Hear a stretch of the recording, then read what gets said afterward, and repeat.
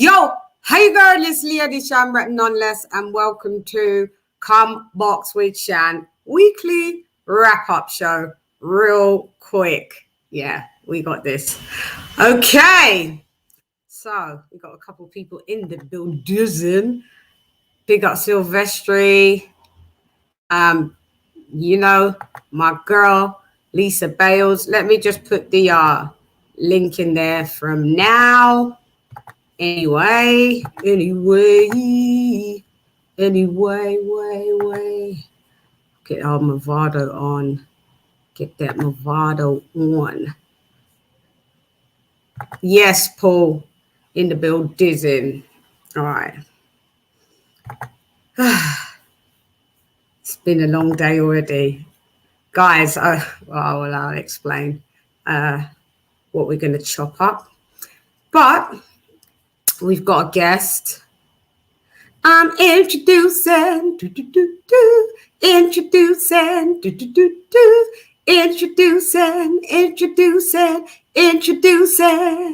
the fight friend. What's up? Been a minute. Been good. Yeah, been alright, man. It feels like a little minute since our last one. I know. I just feel like we was just on. It's good stuff, though. Good stuff. Yeah, it is definitely good stuff. It's always good. Nice to see you. Nice. Done Them Season repping in the building. We got the Done Them Season t-shirts. This will be the Done Them Season jacket. Will be this one with all over pattern. Will be on sale from tomorrow, guys. From tomorrow.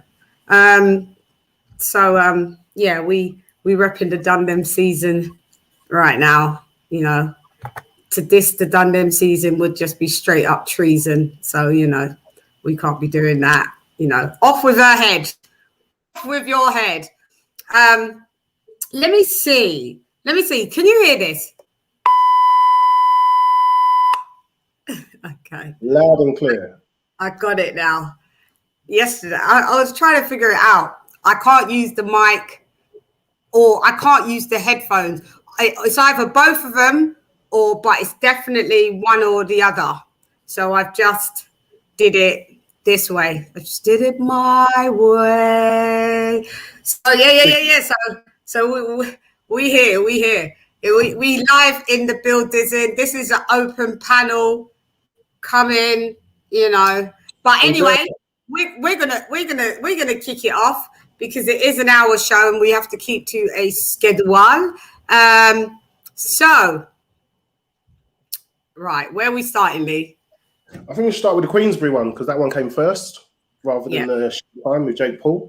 Yeah. Start with Queensbury in the building.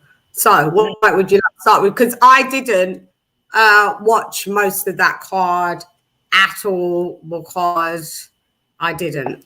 We've kind of in this one, haven't we? You've watched some, I've watched some. Between us, we've got them covered. I hope so. Can we start with yourself, Mr. Anthony Yard? Yeah, well, we're going to have to power up. Let's power up. Let's charge up. All right.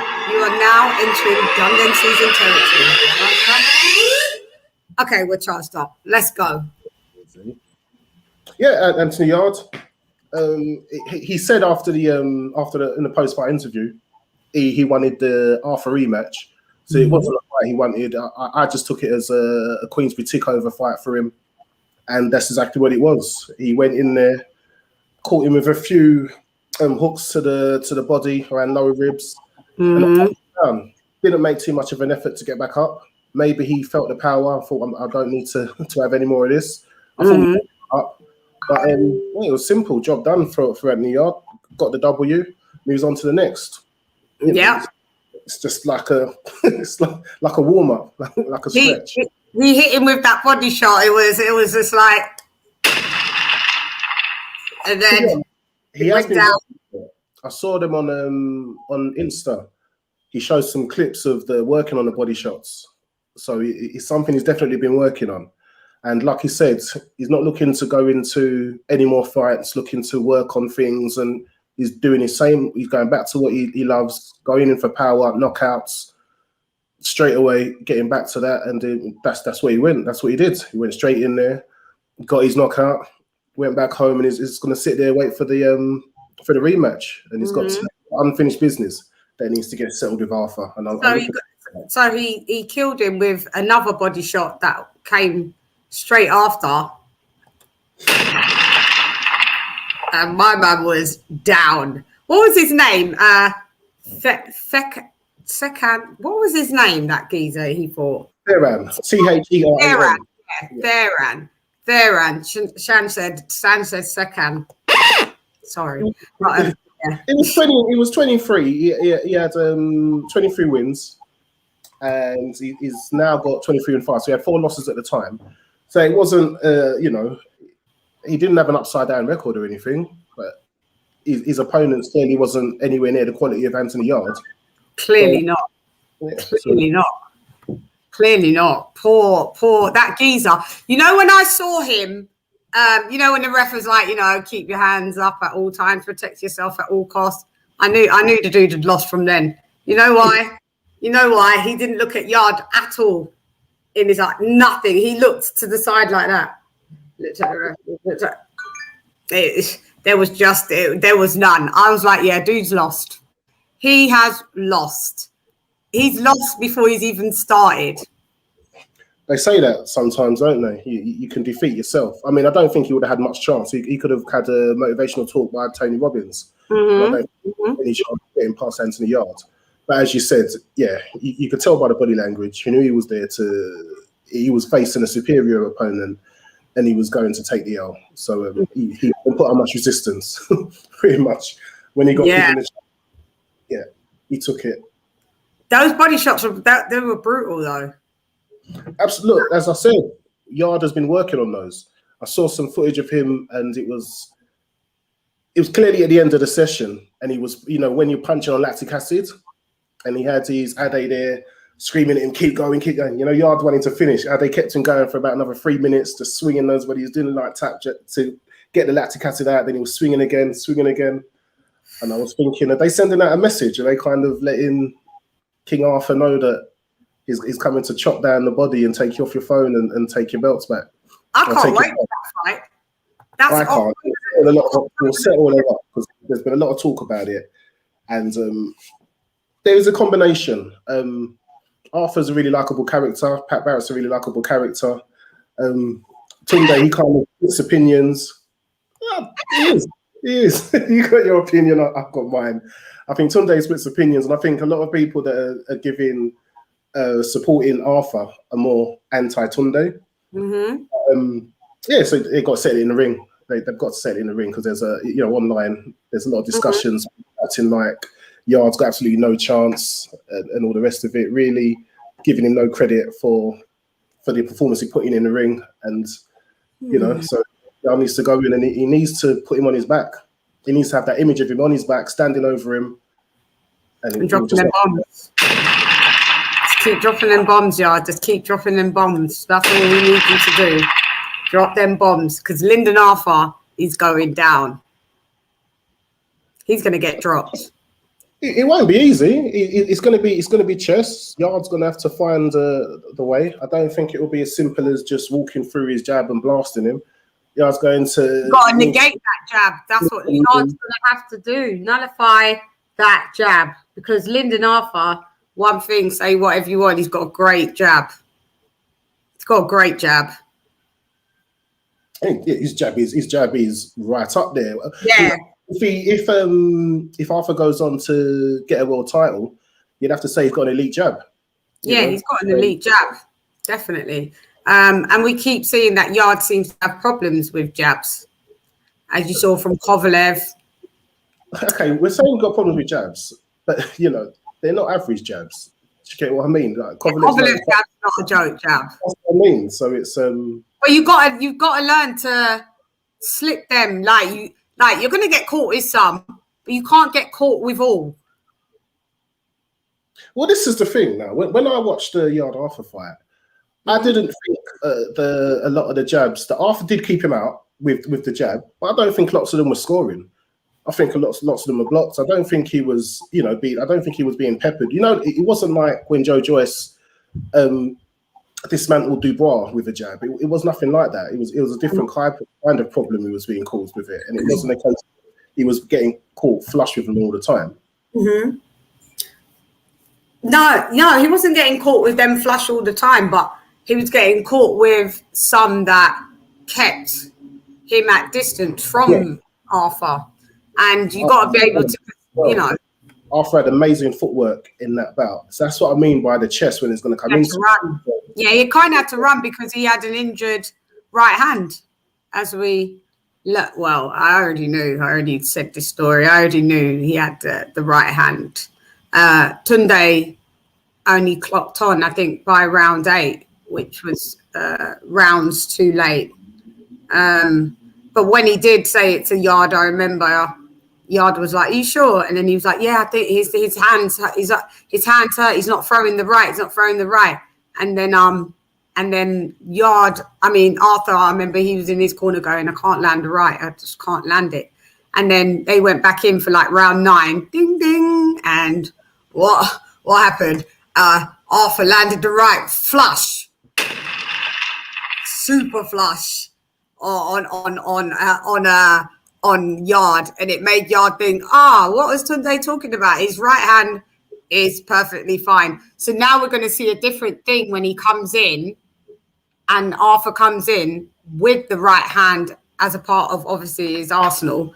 But I still feel that Yard is going to drop him. That's what I see. But like I said, it will answer a lot of questions. Like Mr. W. Riles, he seems to believe that Yard's power is a myth. Apparently, I don't think he's entitled to his opinion. He says that Yard's muscle bound and gas is like AJ. I don't know if there's a bit of body envy there or something, the way he's focusing on his body, but he's in. You're gonna. Go ahead. He's got to take the rematch, answer the questions, and we can settle all of this, and we'll know. Mm-hmm. I don't know why you'd say, why is it overrated? Because I know sometimes, power is subjective to the opponent that you are facing, but I couldn't go on record and say that Yard's power is a myth. One thing he does, and gasses like AJ. Well, AJ doesn't gas anymore, as you guys keep going right back before. Did you not see Ruiz too? Clearly not. Clearly not. Clearly, W. Riles, you're a bit of a hater. Like, let's be objective. When was the last time you saw AJ gas out? There's a difference between being tired because you're boxing, and there's a difference between being gassed out. When was the last time you saw AJ gassed out? You ain't been since Andy Ruiz too. And, I don't think Kovalev believes that Yard's power is a myth. In that round, the one round everyone goes on about, he pushed Kovalev to the brink.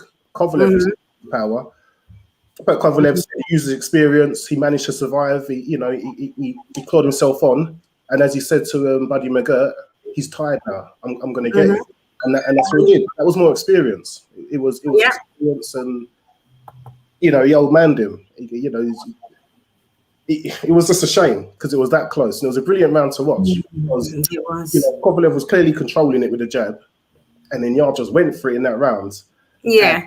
And even I was watching the US telecast, and they was going on about lines, and I just remember the guy going lying in the camp like as Yard was just going for him, and he came close. I thought he was going to do it. I really thought he was going to do it. No, that was quite an anti-climax. That as well, walking into Russia in that crowd. Yeah. There was Yard's camp were the only ones there supporting him, and everybody else loudly, aggressively supporting Kovalev. All these things, all these things play a part. In their own ways. Yeah. We've got someone that we have to introduce. I'm introducing, introducing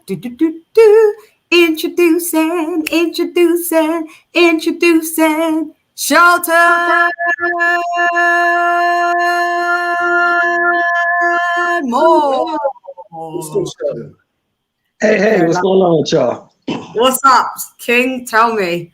I saw you on taking a break. I saw you was on, so let me hop on and holler. What you guys talking about?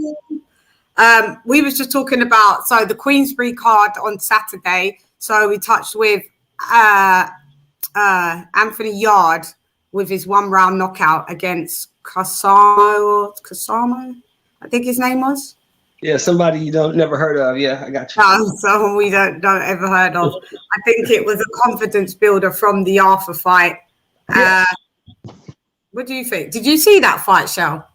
No, I didn't watch it. There was no reason to watch it. It's only 3 minutes anyway. Yeah, there was no reason to watch it. I knew what Anthony Yard was going to do to that guy. I never heard of that guy.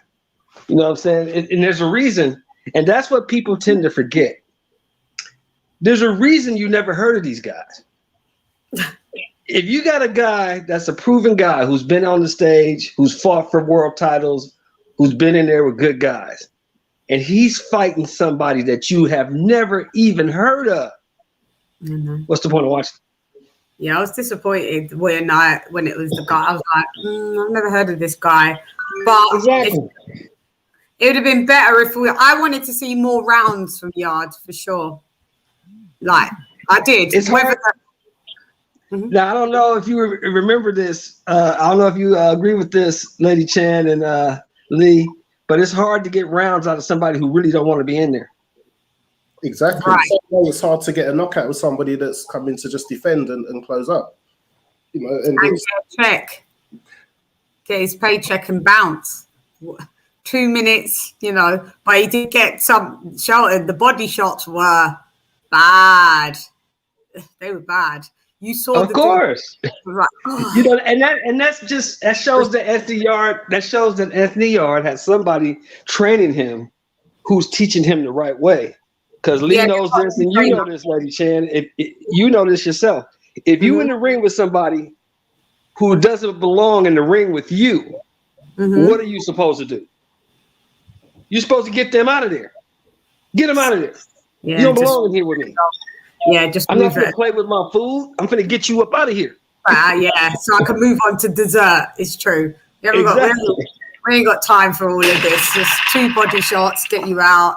What's the saying? And we got him out. Yeah, and Yard was at home in time for dinner. Exactly. Don't get paid by the round. We get paid by the fight. You know what I'm saying? No matter how long it goes, I'm still gonna get paid. 2 minutes. It was about 2 minutes. Go ahead. The old days when we used to wait months for a Tyson fight, sit there by the TV, waiting expectantly. It was over. It went round. You're like, you get 2 minutes of excitement, and then you're like, okay. Well, and see, and that's the thing, because Mike Tyson. Because like you said, Lee, Mike Tyson was taught old school by the motto, if this guy don't belong here in the ring with you, get him out of here. Come on. We love Customaro. Rest in peace for Customaro. Well, we've got Wills. Wills seems to be, why are we calling you Wills? He seems to be a bit of a hate. Are you being a bit of an AJ hater? Okay, so Ruiz to AJ looked like an old-fashioned heavyweight. 15 rounds.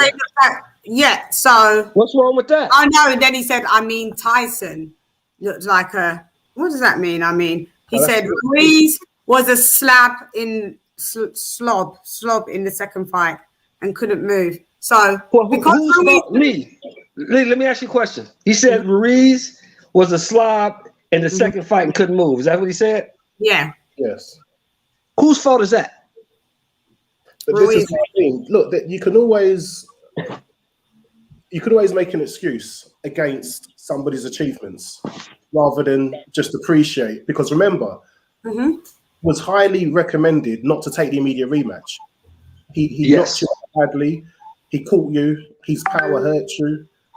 You dropped him. He got up. He can take your power. Immediate rematch can go over psychologically. Everyone's getting when AJ goes in and gets his belt back immediately. People start to diminish Ruiz about I think Ruiz went in bigger because he thought he would generate more power, and I thought he wanted to go in And he thought he just could knock Anthony Joshua down again. That's what he thought, Mr. Riles. I think he thought sometimes, you know, when you just got somebody's number. I thought that he thought to himself, I can fight AJ 10 times and I'll beat him 10 times. And it didn't happen. So I would say if he had gas engine problems, he wouldn't have outboxed Ruiz. Whether Ruiz could move or not, he outboxed him. Still, he didn't just stay on the outside and didn't throw any punches, a la Rigo, to be honest. He won because he stuck and he moved. And that's what he did. And that was the game plan. And that's how he needed to beat Ruiz. And he needed to beat Ruiz. I wonder who's your favorite. I guess it's Wilder. Listen, I mean Wilder or is it Tyson Fury? We got it. We're calling the police on you, man. But this is what I don't like. This is what I don't like, guys. I hate when, like Lee said, I hate when people try to shit on somebody's accomplishments, number one. And I hate when people make excuses for why this guy didn't do this or this guy didn't do that. I don't care about any of that. You took the fight. If you weren't ready, you should not have taken the fight. Once you step inside the ropes, I don't want to hear no excuses. You came, you showed up. So whatever happens is on you. You didn't train, you wasn't right. You should have said something before this fight started. You showed up, you got in the ring, it ain't no excuses. Right. This guy, he's still in the chat. I just said to him, keep the link and say his piece. Why don't you come in and say your piece? Yeah, I don't mind. Come and hate out loud. Come on. We have UGC Flame. Why don't you come and hate out loud? Like I'll respect. Yeah, that's all you gotta do. I mean, shit. Hate out loud or say anything out loud. Ruiz was fat. Ruiz was out of shape. If Ruiz had done this, well, he didn't. And whose fault is that if he was fat and out of shape? That's his fault. He should have been ready. He got paid $10 million for that fight. $10 million he got paid for that second fight. He should have been ready. That's on him. Yeah. And even when he's been with Reynoso, I watched him in the Areola fight. Very exciting fight. But he looked more vulnerable. So I was thinking, would it be interesting to see him and AJ fight again at some time? I think even with AJ moving and he'll step in and he'll drop him. I think AJ will get a knockout if they fight a third time. Yeah, because he didn't look good against Areola. He did not look. No. He might have been. It might have been. It might have been a Buster Douglas. Hey, I hate to say it, but Andy Ruiz might have been a Buster Douglas. Yeah, one off. First title defense and you lose. Yeah, that's a Buster Douglas for sure. Buster Douglas. He had the same. Yep, he had the same 6 months as Joshua to prepare for the rematch. Anyway, we've.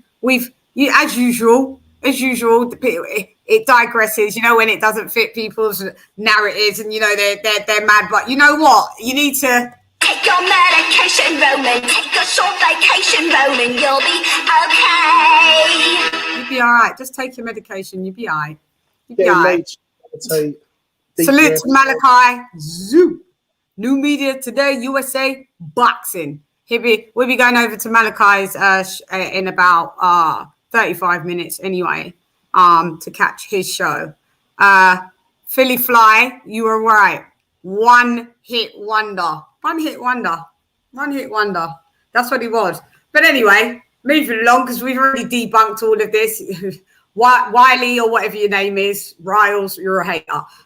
Yet again, we'll tell you to take your medication, Roman. Take a short vacation, Roman. You'll be okay. Medication, short vacation, and then you'll be all right. The haterade.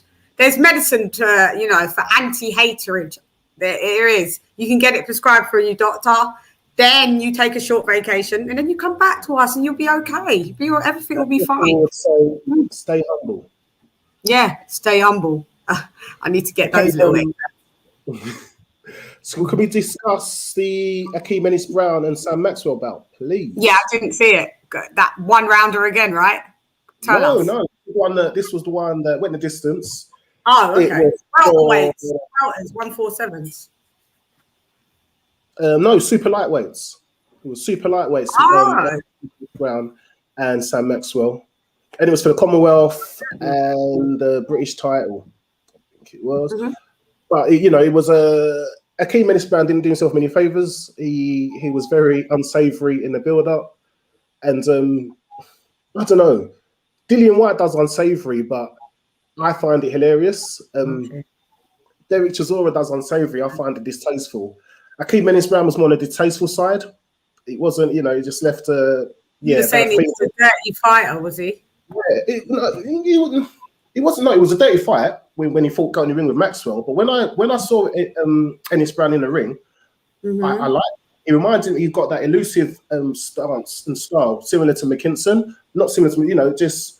But I like them when they're on the outside. They've got brilliant movement on the outside, very difficult to hit, but then they jump on the inside and they're explosive. I don't like, you know, it's people say it's boring. To me, it's boring if you're just going to stay on the outside and be bored. But when he get on the inside, he was being explosive. He was putting the work in. And to me, I was scoring it, and on our WhatsApp group, I was going nuts when they said the results. What was it? What was the outcome? Unanimous for Maxwell. Whereas I struggled to give Maxwell 4 rounds. Really? You know, they gave him 4 on the point on the fight card, but you know there was an odd pity round in there. I mean, look, nothing personal against Maxwell. I mean, I hate the guy. I just scored it as I saw it. I actually went in liking Maxwell more than Ennis Brown, but I liked more what I saw in the ring for Ennis Brown, and he did the more scoring punches. He controlled the distance. He was out of the range. Maxwell wasn't able to land. There was dirty elements to it. There was a few headbutts in there, in the clinches. There was a few punches to the back of the head. It was a bit of dirty boxing in there. But there was no way I saw how Maxwell got the W, but he walked up there. And to be honest, what happened afterwards, Ennis Brown, he acted with a lot more likable traits after the fight. You would have expected him to. I heard that the interviews, post-fight. He was very pragmatic about it. You know, it's boxing. This is what happens, isn't it? Sometimes you don't get the decisions. There's no point in going home and, you know, having a nervous breakdown about it. Shit happens. But it's just, you know, what they're saying is because of his style so difficult, he's going to struggle now to get opponents. And I think Spencer Fearon was saying it, that decisions like that can really hurt somebody like that's career, because he's saying he's got no belt now. If he had a belt, people would have a reason to fight him. So if he becomes in the Who Needs Me club, it's an awkward style. Now, who is this you're talking about that doesn't have a belt? Who lost the belt? Menace Brown. Brown. So he's going to have trouble getting fights, you're thinking? Yeah, he's got a difficult style. You know, not everybody likes his style of fighting. Some people said the match was boring. I enjoyed it. Some people said the match was boring. So like, it's going to want to put him on the cards. A fighter's going to want to take the fight, and you know, decisions like this are really bad. And you know, it's just what's his record league? I know nothing. Is he? Was he? Is he a 1-loss guy, 2-loss guy? 1-loss guy, 14-1. He went in there 14-0. Okay. So what he's got to do, in my opinion, now he's just got to keep winning. Boring or not, difficult style or not, whoever he fights, he got to keep winning. And eventually, they won't have a choice. They'll have to fight him. Yeah. So they're 130, super light. I mean, super lightweight. Yeah. Super lightweight. Yeah. I mean, you remember Bernard Hopkins had the same problem. Light. Winky Wright had the same problem. Super light. That's 140. Ain't super light. Hang on, super light's 140. Yeah. No, super welterweight's 140. No, super lightweight is 140. You're right. Super lightweight's 140. Yeah. Junior welter. I was thinking super feather. Sorry. Yeah, he's junior welterweight. Yeah, junior welter. Yeah. But we can remember that Winky Wright had the same problem. Bernard Hopkins had the same problem. Difficult style, left-handed, nobody wants to fight you. Okay, so what they do, they just kept winning. And eventually you had to fight them. Yeah. There was nobody else. You gotta keep fighting. Yeah. One last one on that Queensby card, because we're running out of time. A quick mention for Nathan Heaney. big prospects, got a big fan base from Stoke. He comes out to a song. You know, I think that crowd was a heavy Nathan Heaney crowd that was in Birmingham, so they travelled down to support their guy. And yeah, he's shown some slick moves. He looks the part. He looks slick. He looks powerful. But we just need what weight cap? Heaney, I think he is a middleweight. I believe. Let me double check. 160. Yeah, he's middleweight. He's a middleweight. He's in a, you know, he's in a difficult division, but if he keeps going. What's his stats?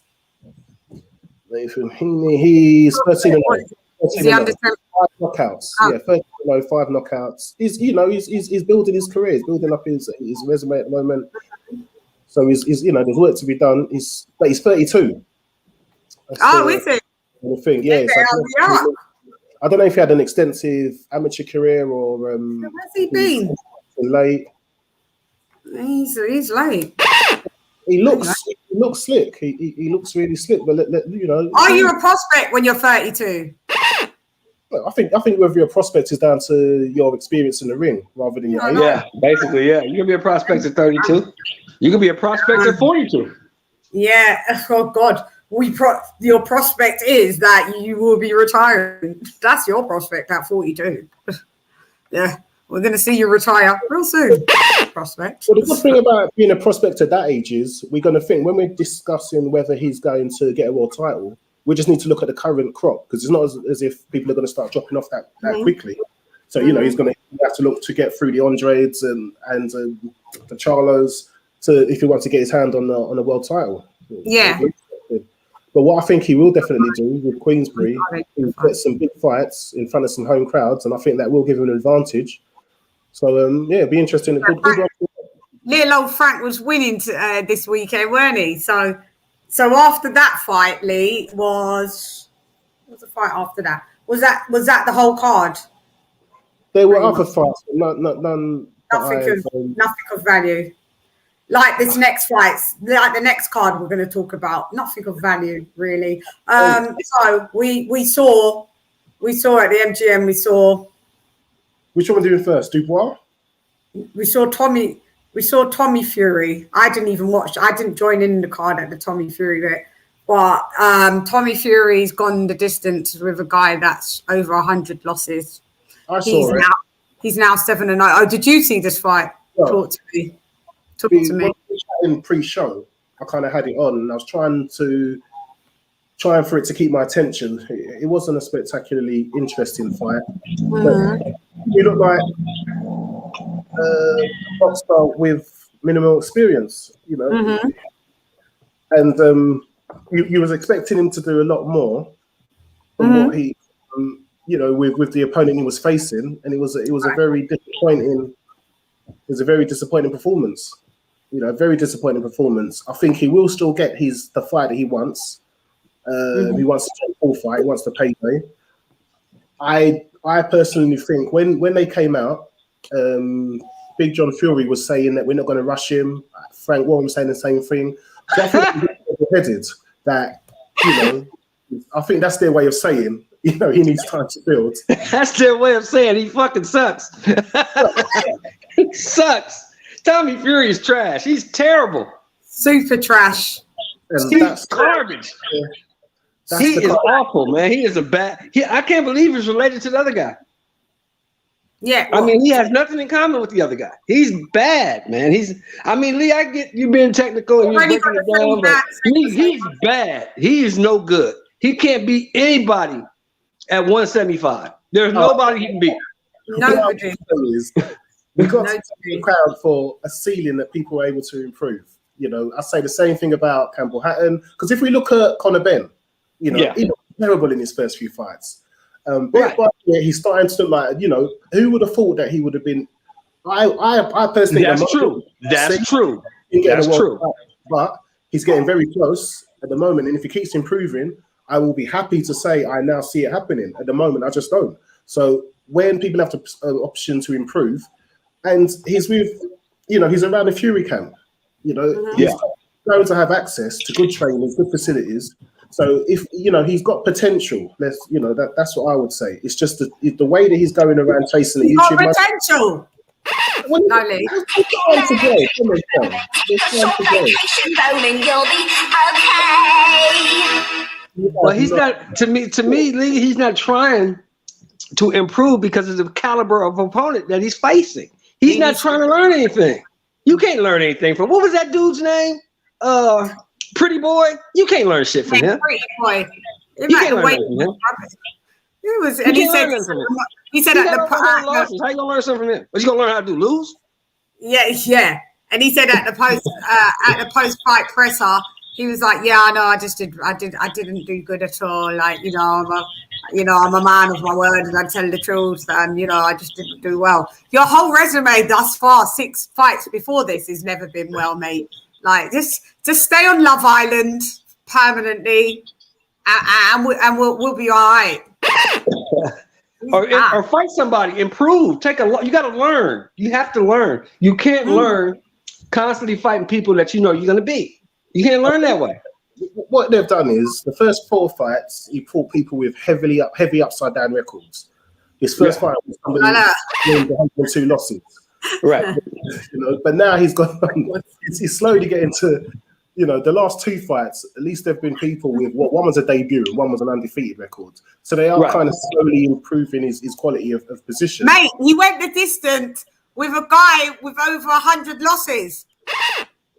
And he says something that if he fights Jake Paul next, he will be the best person. He will be his best opponent. That's right. But that's what's so sad, Lee. If you're a professional boxer, if you think that professional boxing is going to be your craft, that's going to be your trade, why the hell are you trying to fight Jake Paul? Yeah, Jake Paul. I wouldn't give a damn. I mean, if this was my profession, I wouldn't give a damn about the bag. I don't want to be associated with that dude. I want to be taken seriously, because you can't be taken seriously associated with that dude unless you knock that dude out. I'll take the easy money if it was me. I'll take the easy money. Yeah. I don't think it would be easy money. I think it would be a competitive fight. And looking at it, I would say that the Paul brother would be the favorite. Why? I don't think he can beat Tommy Fury. No, actually, I don't think he can beat Tommy Fury, Lee. I don't think he can beat Tommy Fury. I think Tommy Fury beats his ass. We're both rubbish. I'm sorry, I need to qualify this by saying I've never watched a Paul fight. I'm just going by with what. Look, he fought you're not missing anything.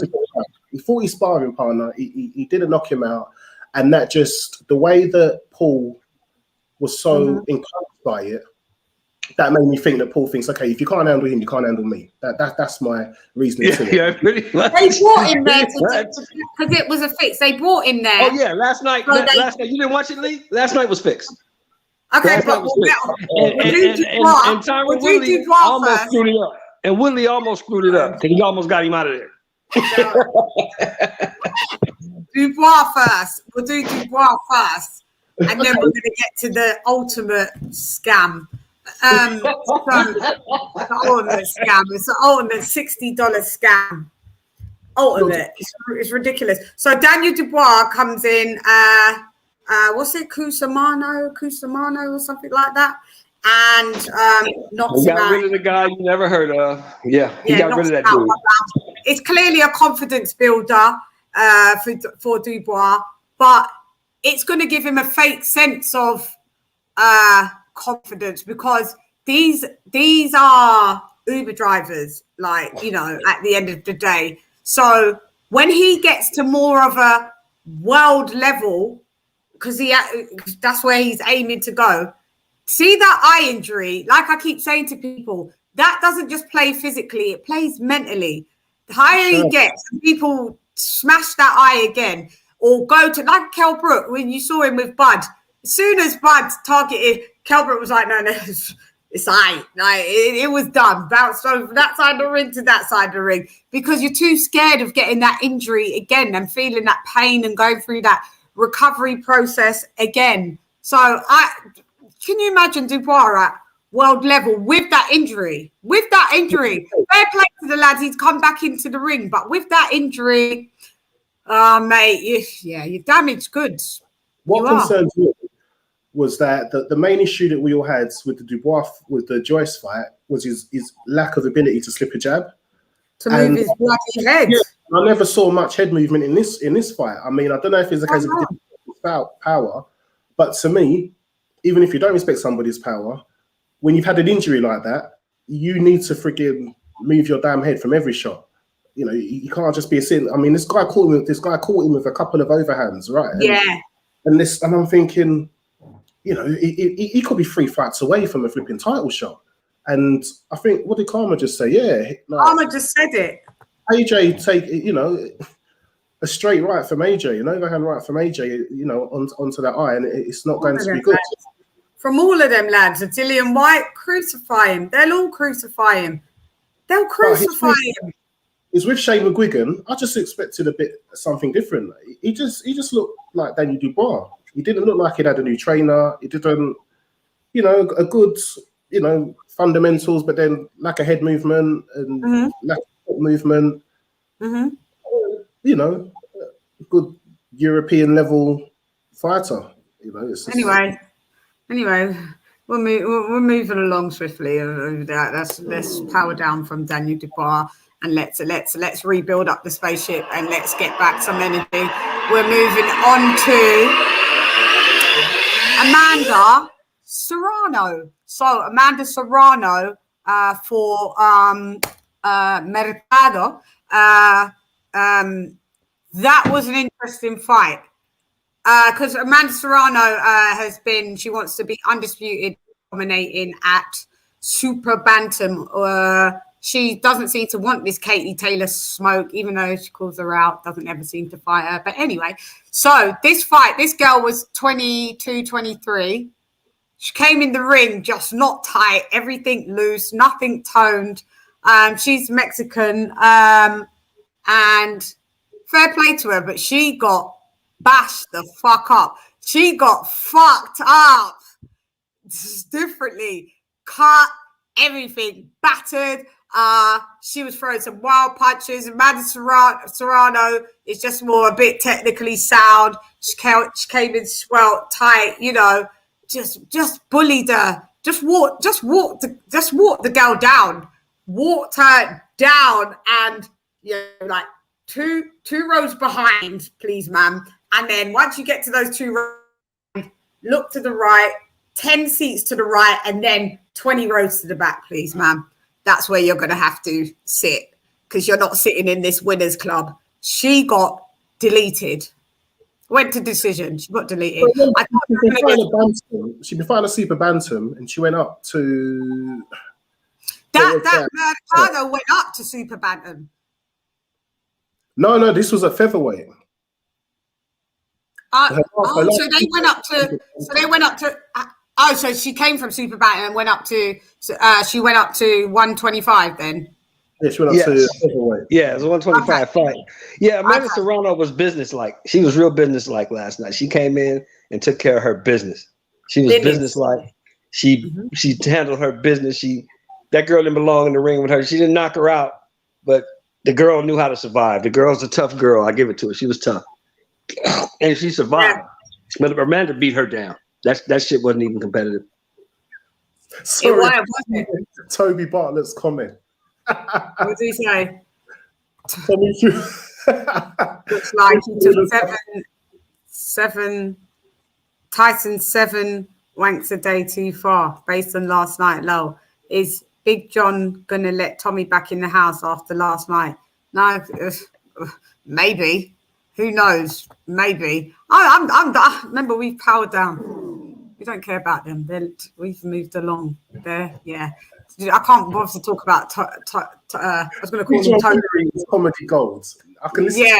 All the memes for him is just bad. But anyway, back onto Serrano. So then after the post fight, so her husband proceeded to stand on like the ringside and go to the little girl, fight like a Mexican. You said you was gonna fight like a Mexican, which a lot of people, Mexican and non-Mexican, like took it to offense because, you know, oh, the girl said that she's going to, you know, come Mexican style. Well, like I said, she just came with the style that she came with, and she's Mexican. So that was her Mexican style. She was overpowered. She's nothing she could do. There was nothing that girl could do to defend herself last night. Yeah, they wanted her to keep walking forward and making it an easy night for Serrano just to bash her up. But that's what they wanted, that type of Mexican style, the pressure fight. But at the end of the day, Amanda Serrano had her on the back foot the whole night. So what do you want the little girl to do? Amanda Serrano got the win. And then Amanda Serrano doubled down on that comment in the post-fight presser. Amanda Serrano, a little bit cocky, girl. You do a little bit of ducking. You're calling out Katie Taylor, but you really don't want any of that smoke. So I don't know. When somebody's 40-1 with 30 knockouts and they're featherweight, she could do it. To 47. I mean, I don't think she's ducking. I really don't. I think it's the thing. She wanted a specific amount of money. And then I think she got the money, and then all of a sudden she said, "Oh, she couldn't do the fight or something like that." Okay, she got the money because I was gonna say if she wanted a significant amount of money, she deserves it. She's 41 with 30 knockouts. She deserves it. She's been like She's been a seven-time champ. She's got an amazing. She's got good power. But I don't know. Listen, Serrano's got great skill, but I do think a lot of her fights have been people that had to come up in weight to. Yes, Lee. So it's been very clever matchmaking. Oh, for sure, I agree. Lee. But she's like a Tank Davis, where they've all come up. She's the female Tank Davis. Tank Davis, yeah. She's fighting all the little women that are coming up. No, like Katie Taylor's a natural big 135er. Like, fight Taylor. Like, you've called her out again now at this press conference. Yeah, 35 is not that big of a jump. She came in that fight last night at 25. So 35 is not that big of a jump. It's not. If Tasha Jonas could do it, and Tasha Jonas is going to 140, you know, Taylor she's leaving Katie Taylor, so Jonas is going to 140. Serrano could just jump up 10 pounds. She probably walks around at like 140 anyway, you know? Probably. Yeah, I'm pretty sure. And that's the fights. Those are the kind of fights in women's boxing you want to see. I don't want to see Clarissa Shields come back and come down in weight to fight somebody that's too small for her. The only fight she should come back for is Savannah Marshall. If it's not Savannah Marshall, stay in MMA. There's no reason to come back. That's what I'm saying. And she said, she said they're the top three, her, Shields, and Taylor. This is what Serrano was saying. And they all need to really do what they need to do. No, because if Clarissa comes back and fights Taylor or Serrano, she won't get credit because those girls are too little. She won't get credit for that. No, she won't. But her and Shields in there, especially when Marshall's sitting there, the person who gave her a defeat in the amateurs. Exactly. Marshall's your size. Fight somebody your size. Fight somebody your size. That's all I'm saying is, okay, so. Hey, Leroy! Super chat received. Playtime's over, boy. Oh, yeah, so you know Mal, he went to Blue and he stole off Blue. Mal, I stole off you. Okay, so thanks for the super chat, AJ. $4.99. What's good, Shan and panel? We're all good. We're chopping it up about people that pretend to be boxers. Most of the cards were people that were nobodies that said they were boxers. People that were boxers, but they were really nobodies. Whatever. Chan is cold. Chan, you cold. whatever one you want to pick, though, right? It's true. Whatever one you would pick. It's disastrous. Now, let me ask you guys this. Was I the only person that saw that Tyron Woodley almost fucked the bag up last night? Oh, mate. Let's get on to him. He almost messed it up. Because he almost got that dude out of there. And he's like, you know, after he hurt him, he backed off him. I'm like, come on, this dude is hurt. Why you ain't going to get him? This is what I'm saying. I know why. WWE. I get it. Yes, I heard this was his third biggest, like tripled his biggest payday for this fight, right? He walked down Jake Paul. He walked him down, hurt him, and then at other times walked him down, had Jake Paul on the back foot, big 6'2" Jake Paul on the back foot, right? And then didn't do anything to Jake Paul at all, just kind of threw no shots after walking him down, and then waited for Jake Paul to do something, and then come with a measly, flimsy counter. It was pathetic. The fix was in. I saw it. I was livid. That was a rubbish fight. I'm so glad I didn't pay for that. I saw the highlights. I watched it on YouTube. I was like, oh yeah, this is fixed. Because you got the guy hurt, and then you stop. Why did you stop? Especially you, TYRON Woodley, because you're a UFC champion. You know when you get somebody hurt, you go finish him. Yeah. And you just go back off this dude? Come on, man. It's fixed. You can't tell me nothing different. It's fixed. Showtime did not give him a 2-fight deal for him to lose. Period. That's all I gotta say. Yeah, exactly. This is what I'm saying. It was designed to look like the close fight, right? Or let's run it back so they make more money again. Do it because now they're talking about a rematch. This is a load of bollocks. It was so blatantly obvious that it was a fix. It was so obvious. Fix 101. Shelton, he was walking him down. Fourth round, if them ropes weren't there, he dropped him. Did you see where he clipped? Yeah, that's what I was gonna say. You see where he clipped him? When he clipped him, you saw Tyron's eyes get big, like, oh shit. Yeah, you almost fucked it up, boy. You almost got him out of there. You almost messed it up. Yeah, and then Paul was getting Woodley with a couple shots, like his hardest shots. Woodley didn't move. He ate those shots. Woodley ate the shots. Like it didn't. I think I want to say how many times did I see Jake Paul rocked? I saw Jake Paul rocked like 3-4 times. I saw 3-4 times. Yeah, I was going to say that about 3-4 times, right? Yeah.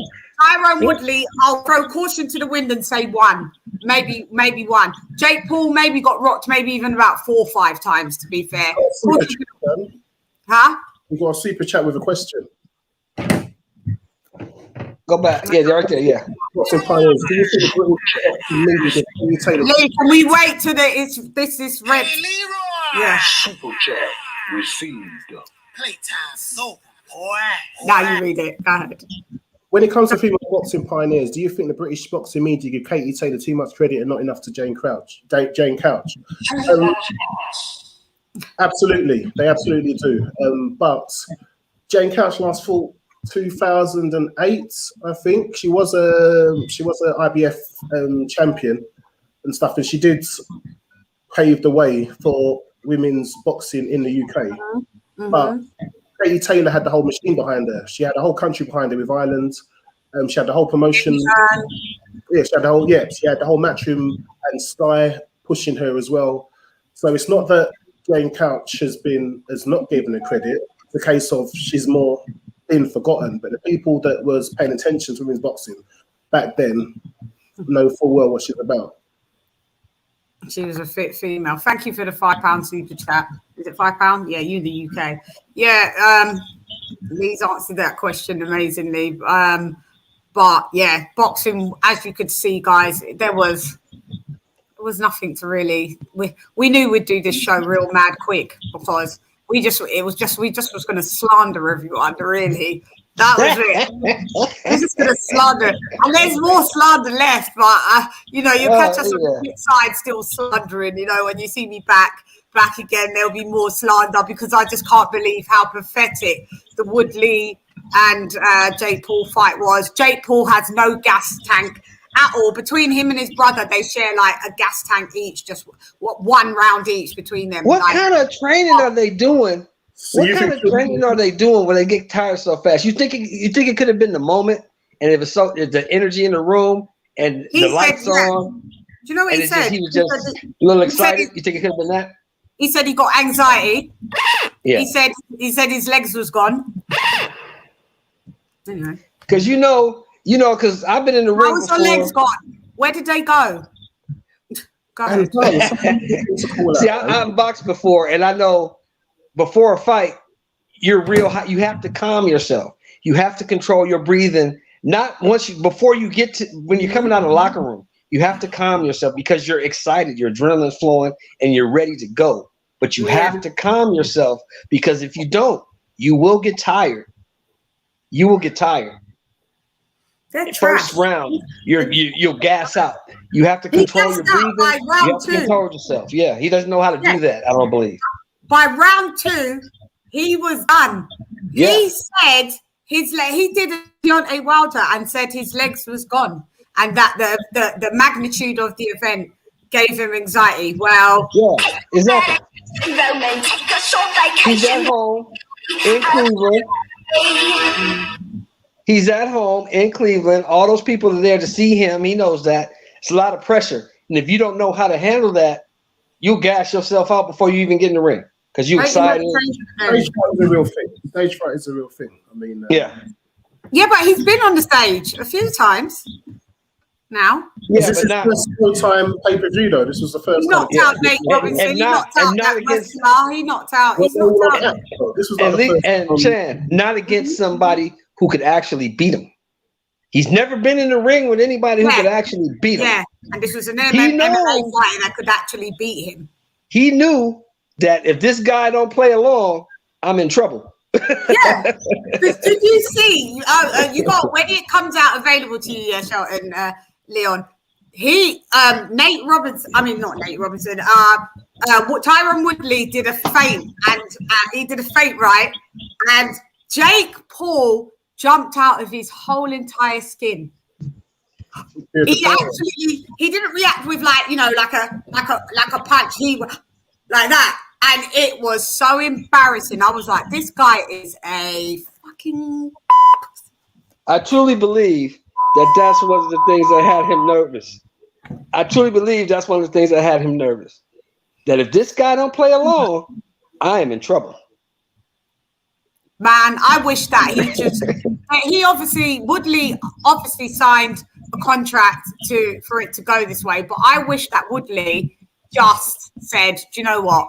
I'm not doing it and I'm going to batter him. He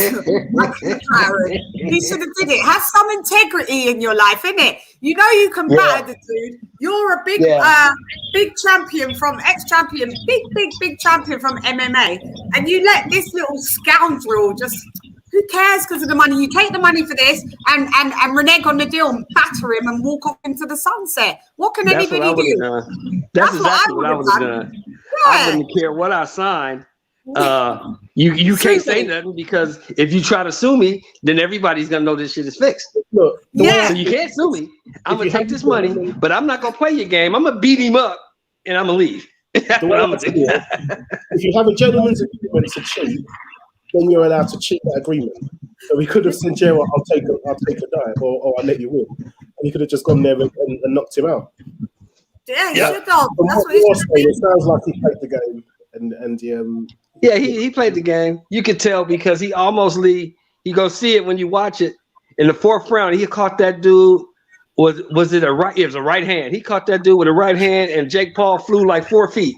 If the ropes wasn't there, he'd have been in his first row. And then he backed up. He immediately backed off. So I'm like, oh, yeah, you almost messed up the bag, bro. You almost messed up the bag right there. Yeah, I was like, dude, this was pitiful. And I was calling the fight over with Ness and the guys at the Boxing Boys. Ness just super capes for this Jake Paul. He's the new face of boxing. All right, cool. Where do these weirdos get that shit from? I don't know where these weird ass dudes come with that. This guy ain't nothing. But that's what nothing. Brings a lot of money. Isn't it if you just bring a lot of money? If people pay to watch you, a lot of people pay to watch you fight. Isn't that what they do? This is boxing, man. We don't get, man. This dude ain't nothing, man. Put him in there with somebody. Give me a 10-0 guy. Put him in there with somebody, and let's see what happens. Yeah. But he won't do that. He won't do that. Do you think they'll let him fight Fury next? No, they ain't gonna never let him fight Fury. Fury beat his ass. And Fury's trash, and he'll beat the shit out of him. Thank you, Shelton. Fury's trash and still beat him. So I don't know now where he's going, but hey, we'll see. We'll see. And I'm sure there'll be more to trash. There'll be more to trash. But guys, we've trashed everybody. We've trashed everybody. We trashed everybody. We told people to take their medication. Yeah, take vacation. You'll be okay. And you know, it's time we powered up and we power down, because it was this was boxing today, this last few days. It was depressing. Let's just have it right anyway. So let me shout everybody out. We go over to Coach Malachi's. I'm sure he started. Big up Toby Barlett. Big up. All right, so we've got to give you the explosions. Toby Barlett in the building. Lisa Bell was in the building. Exclusive Insider in the building. Shelton Moore, obviously, in the building. Thank you, Queen. In the building. Who else we have in the building? Volts. Volts, we got you in the building. Sorry, I didn't see you there. Graham Taylor, we got you in the building. We have Smile Back. If You're Ugly in the building. Thank you for joining me. Oh, my guy, Derek Lincoln in the building. Mark Remington in the building. Thank you for joining me, Mark. We got AJ as usual. AJ, Alex in the building. Who else have we got? UGC Flame. We had UGC Flame. We had our guy, Philly Fly. Yes. Who else we had? Blue Sky and Philly Fly. Bars. We got Wizard Sleeve. Thank you for joining me in the building. Who else did we have? The Smile Back If You're Ugly. You guys are still there. Karma Serene was in the building. Karma to the Serene. Yep, you was in the building, weren't you, with us? So we're all going to be in the next building. We just move along. We move along to the next building. I'm just checking if there's anybody that I've missed. Oh, yeah, we even shout out a little hater. Just take your medication, Roman. Take a short vacation, Roman. You'll be okay. Click the link next time. Click the link. Yeah, he was in the building. The hater was in the building, you know. Who else was in it? Oh, yeah, salute to Malachi. He was in the building as well. He came through like a mile. Woo. Who else was that? Yeah, and that is us, guys. That is definitely LadyChann, and we out. Thank you for everybody that donated. Thank you, Queen. Thank you, Lee. Always a pleasure. Always a massive pleasure. Thank you so much. Massively appreciated. Let's all head over to Malachi, shall we? Shall we all go over? Head over to New Media Today, boxing. Thanks, Lee. See you. I'll speak to you in a bit, Lee. Thanks a lot. Take care. No. Panel. Take care, chat. Yeah. Gotta say, how you going, this LadyChann, rep nonetheless. Come box with Shan. Gotta do say that, innit? Gone. I don't know what's happened. Like, it didn't want to end for me. It said, no, you got to come back live with StreamYard. Oh, it's giving me that. I don't know. StreamYard doesn't want me to go, guys, but I have to. So I'm gone. Fight.